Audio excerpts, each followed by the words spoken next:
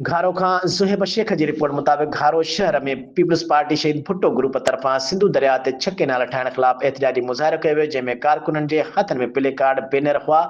Rally town committee घारो खां थींदी शहर जो गश्त कंदे मेन बस स्टॉप ते इख़्तिताम थी वई।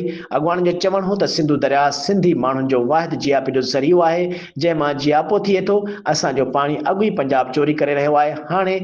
हाणे जेकॾहिं ही शके नाला ठही विया त सिंध सुकी वेंदी ऐं हिते जूं ज़मीनूं ग़ैराबाद थी वेंदियूं। उन करे असां वफ़ाक़ी हुकूमत तो ख़ासि तौर ते पीपल्स पार्टी तरफ़ां मुल्क जे सदर आसिफ अली ज़रदारी खे चऊं था त तूं सिंध ॼाओ आहीं, हिननि केनालनि जी मंज़ूरी तो पंहिंजे हथनि सां छो ॾिनी आहे। वज़ीर आज़म सदर खे घुर्जे त हिकदमि सिंधुअ ते ठहंदड़ नाजाइज़ केनालनि खे रद्द करे सिंध जे माण्हुनि जो जियापो न खसियो वञे। 6 करोड़ सिंधियुनि जो मुतालबो मंज़ूर कयो वञे।